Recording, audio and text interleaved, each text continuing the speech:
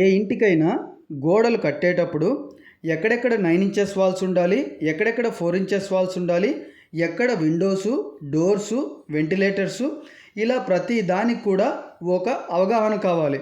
ఏది ఎలా ఉండాలి, ఎక్కడ ఉండాలి, ఎందుకు ఇలాగే ఉండాలి, ఇలా ప్రతి దానికి మొదలు గోడలు కట్టేటప్పుడే పూర్తిగా ఓ నిర్ణయానికి రావాలి.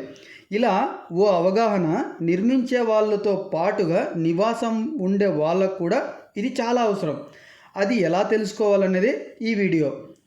మేము నిర్మించే ఈ ఇంటి గోడలన్నీ కూడా పూర్తిగా రెడ్ బ్రిక్స్తోనే కట్టాం. అవుటర్ వాల్స్ అంటే బయట కట్టే గోడలు, ఇంటి చుట్టూతా కూడా 9 ఇంచుల గోడలే కట్టాం. ఇన్నర్ వాల్స్ అంటే బాత్రూమ్ గోడలు ఇలాంటివి అయితే 4 ఇంచెస్ వాల్స్. ఒకవేళ పిల్లర్స్ ఉంటే 2 రూములు వేరు చేయడానికి కట్టే గోడ 4 ఇంచెస్ అయినా పర్వాలేదు, అది ఇన్నర్ వాల్ అయితే.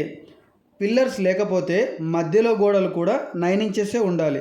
ఎందుకు అంటే స్లాబ్ బరువు మోయడానికి ఈ గోడలే ఆధారం. అదే పిల్లర్స్ ఉంటే ఇన్నర్ వాల్స్ అన్నీ కూడా 4 ఇంచెసే కట్టొచ్చు. స్లాబ్ బరువు పిల్లర్సే మోస్తాయి కాబట్టి.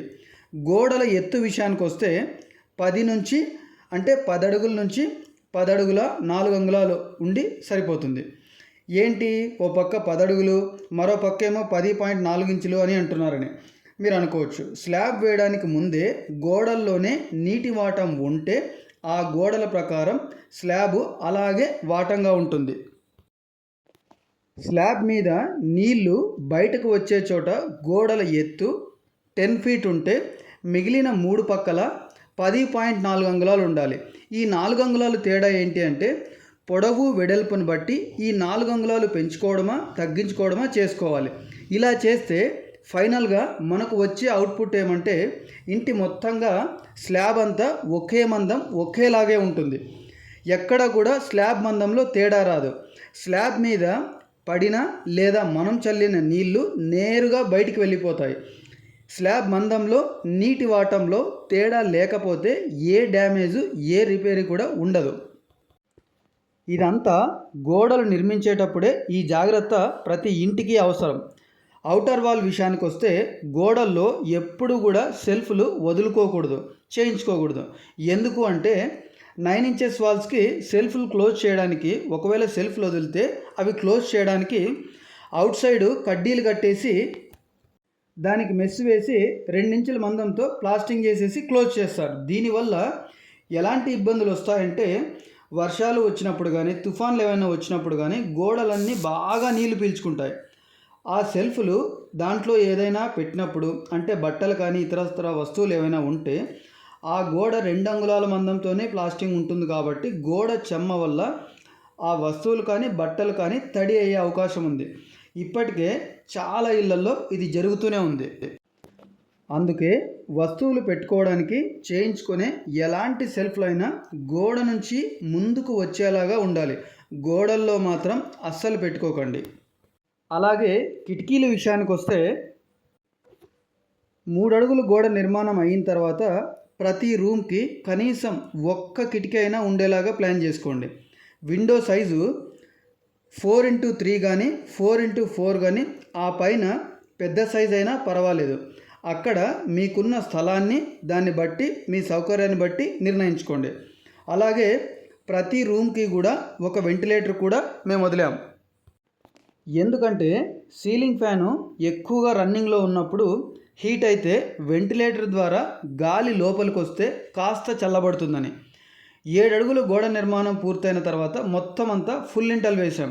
దీనివల్ల మన ఇంటి గోడలన్నీ ఎంత భద్రతగాని నాణ్యంగా ఉంటుందో మీకు తెలుసు. ఫాల్ సీలింగ్ అని పిఓపి లాంటిది ఇలాంటివి ఏదైనా చేయించుకోవాలనుకుంటే మీ ఇంటి స్లాబ్ ఎత్తు 11 అడుగులు పెట్టుకోండి.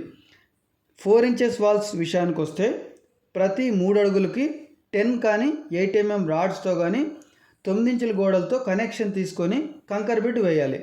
ఇలా చేస్తే దీనికి స్ట్రెంత్ బాగుంటుంది. ఎలా అంటే బాత్రూమ్కి ప్లంబింగ్ పైప్స్ గాడీలు కోసి కొట్టేటప్పుడు ఈ కంకర్ బెడ్ ఈ 4 అంగుళాల గోడలకి బలాన్ని ఇస్తుంది. కానీ ఖచ్చితంగా ప్రతి 4 అంగుళాల గోడలకి 9 ఇంచుల గోడతో రాడ్ కనెక్షన్ ఉన్నప్పుడు మాత్రమే దానికి స్ట్రెంగ్త్.